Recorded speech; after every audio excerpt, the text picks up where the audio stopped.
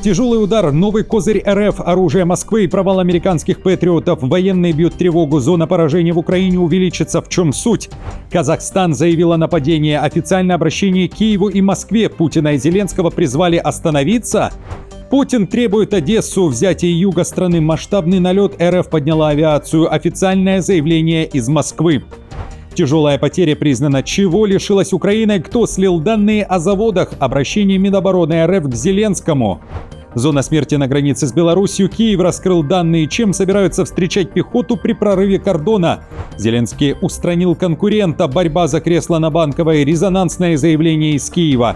Испытание нового оружия. США экстренно перебрасывают авиацию. F-16 подняты по тревоге. Удар по базам. Операция «Месть» началась.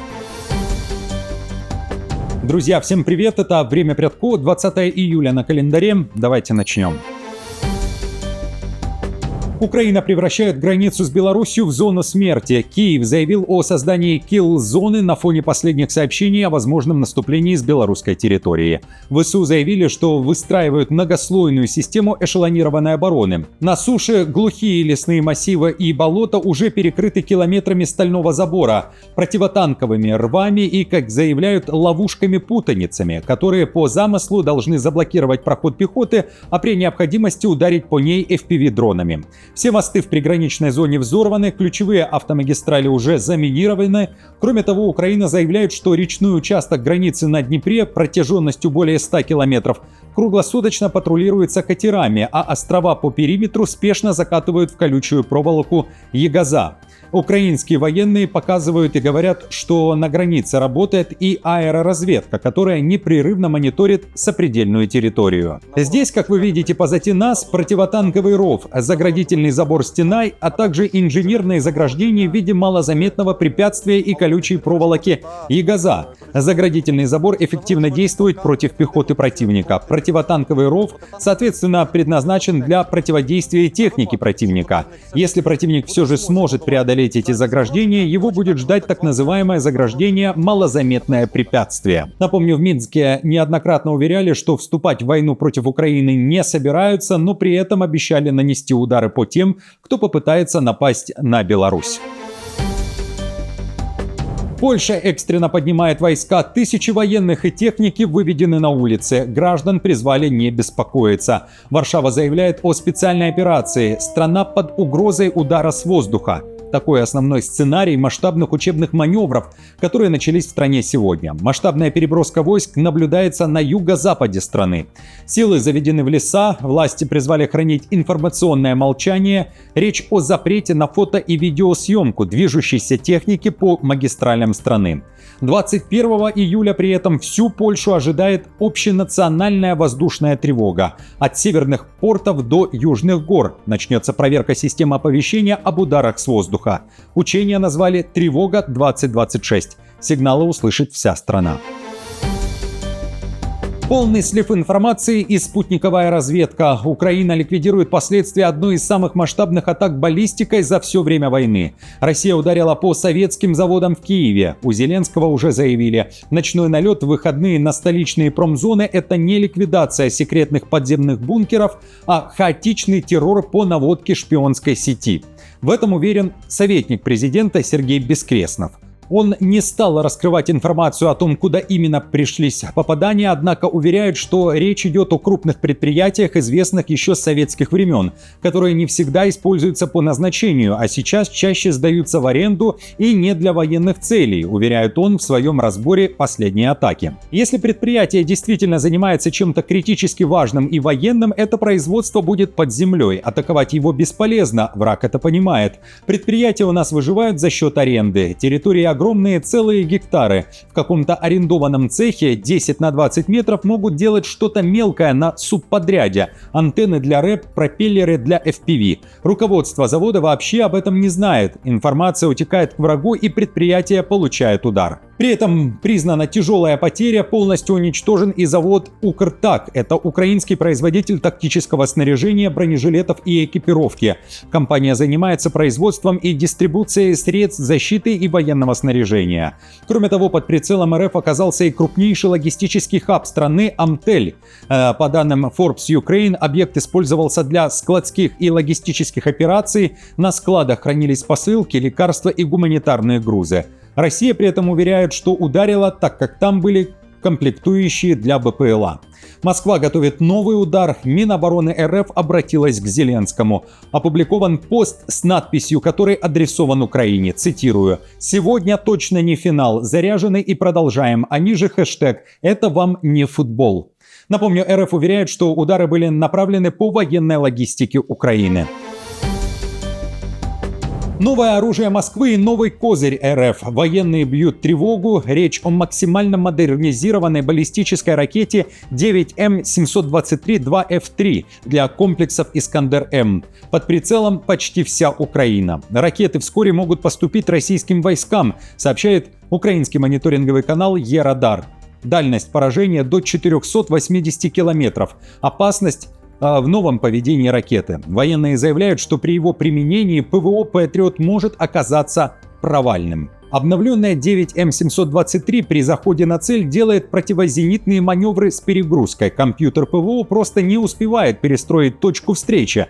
Траектория постоянно ломается хаотично. Кроме того, обновленные ракеты научились отстреливать радиолокационные ловушки именно тогда, когда входят в зону действия украинских радаров.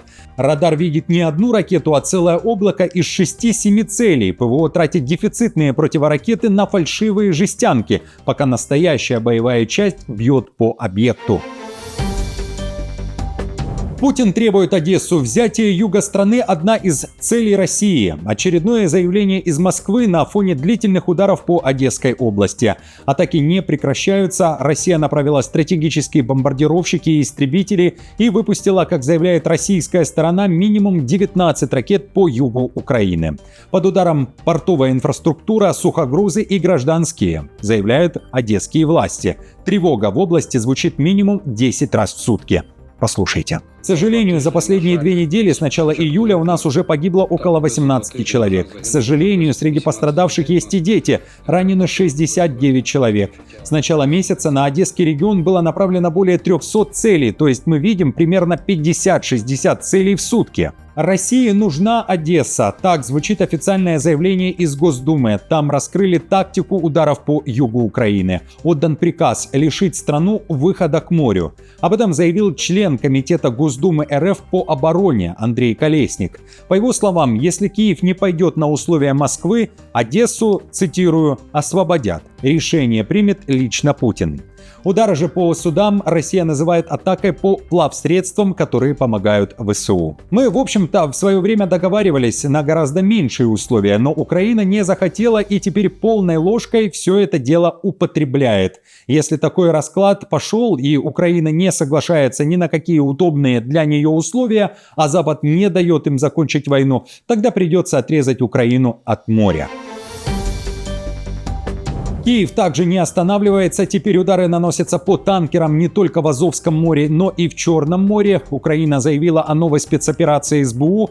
Подбит 4-й танкер за 10 дней, говорится в заявлении украинской спецслужбы. На этот раз морской дрон Мамай поразил судно Авера. Момент удара попал на видео. СБУ уверяет, что это судно причастно к перевозке российской нефти в обход эмбарго Запада в Китай и Индию.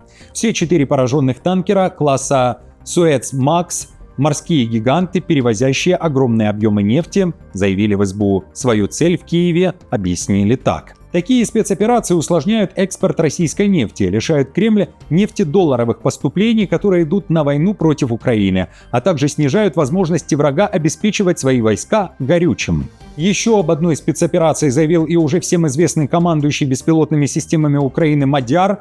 Он уверяет, что Керченская паромная переправа почти уничтожена. За 2 недели спецоперации под названием «Молочка» она потеряла 75% мощности. По данным Киева, из 5 паромов, возивших грузы через Керченский пролив между Азовским и Черными морями, 3 полностью выведены из строя. Последний уцелевший транспорт Мадяр пообещал добить.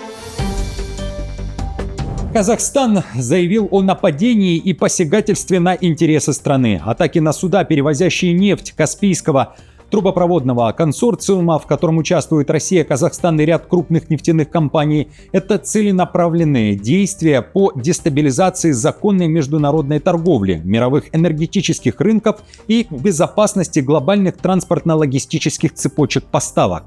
Именно так в МИД Казахстана отреагировали на удары по нефтяным танкерам в Черном море. В ведомстве подчеркнули, что был проигнорирован ранее согласованный механизм обмена информацией о гражданских судах, а подобные удары ставят под угрозу жизни экипажей и безопасность нефтяного экспорта.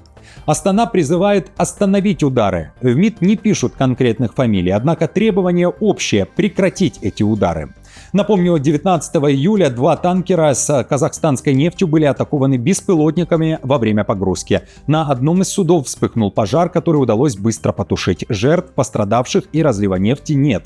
Однако погрузка нефти была остановлена. Казахстан требует незамедлительного прекращения атак и принятия исчерпывающих мер в целях обеспечения безопасности инфраструктуры экспорта казахстанского углеводородного сырья. Настоятельно призываем страны-партнеры решительно осудить указанные атаки и приглашаем все заинтересованные стороны к выработке практических мер. Зеленский устранил конкурента. Федорова отправили в отставку с поста главы Минобороны из-за его растущей популярности в украинском обществе. Зеленский увидел в нем потенциального соперника на президентских выборах, как ранее было с экс-главкомом ВСУ Залужным, и поставил свои личные амбиции выше интересов воюющей страны. Обо всем этом в интервью изданию Handelsblatt заявил мэр Киева Виталий Кличко.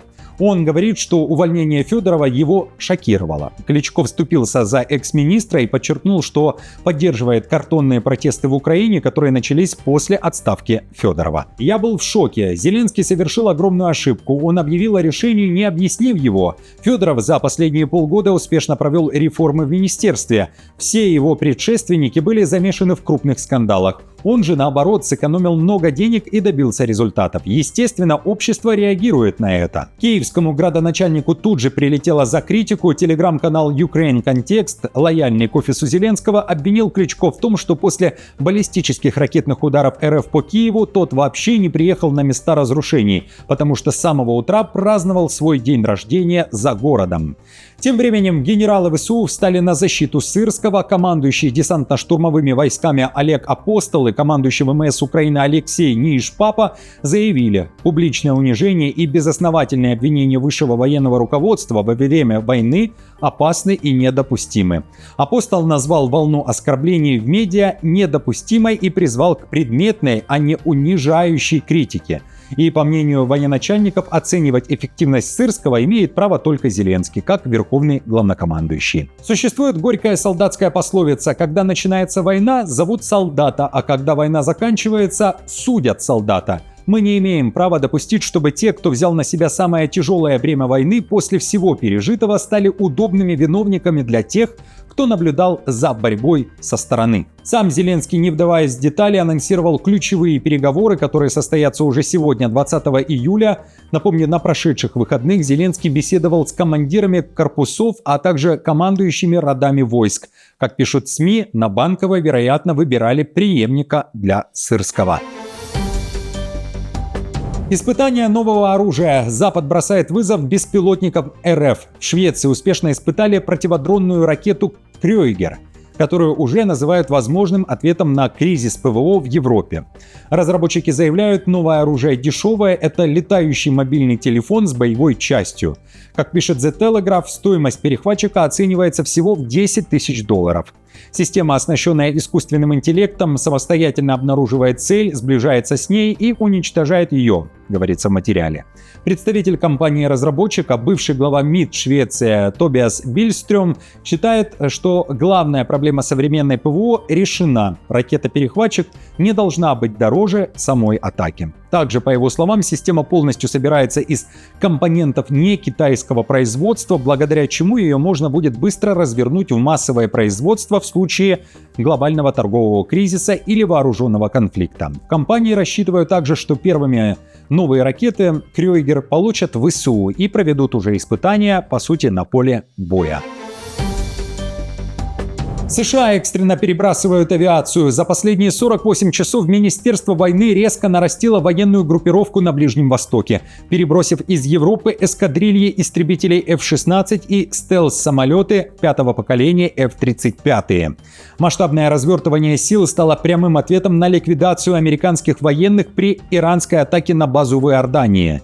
В Вашингтоне объявили операцию возмездия. Центральное командование США сообщило о новых ударах по объектам в Иране. Таким образом, говорится в заявлении военных, Америка хочет наказать КСИР за гибель 2 американских военнослужащих в Иордании, ударах по авиации и военным казармам, а также еще больше подорвать возможности Ирана. В ходе 8-й подряд ночи американских ударов силы CENTCOM успешно поразили иранские военные объекты берегового наблюдения и противовоздушной обороны, морские средства, а также места хранения ракет и беспилотников, продолжая снижать военный потенциал Ирана. В ответ Иран выпустил залпы баллистических ракет по союзным США арабским государствам, во второй раз за 2 дня атаковав электростанцию и опреснительный завод в Кувейте, а также объекты в Иордании и Бахрейне. Об этом сообщает Guardian. Израиль заявил, что эти удары могут перекинуться через его границы, что спровоцирует прямой региональный конфликт, который удавалось сдерживать даже несмотря на новый всплеск напряженности между администрацией Трампа и Ираном в последние недели. Если Иран выпустит ракеты по Израилю, мы атакуем его в полную силу, заявил в воскресенье министр обороны Израиля Исраэль Кац.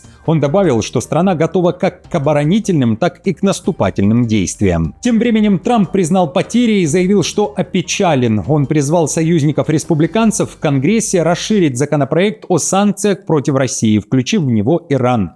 Именно этого хотел бы покойный сенатор Линдси Грэм, написал президент США в True Social. В Германии судят двойника Гитлера. На скамье подсудимых гражданин Нидерландов Стефан Вейкамп, известный в ультраправых кругах как голландский Гитлер. Мужчину обвиняют в разжигании ненависти, а поводом стало скандальное видеоинтервью голландца. Будучи на публичном мероприятии в немецком городе Мюнстер, Вейкамп назвал Гитлера блестящим гением и чудом света и уточнил, что именно поэтому он любит Германию.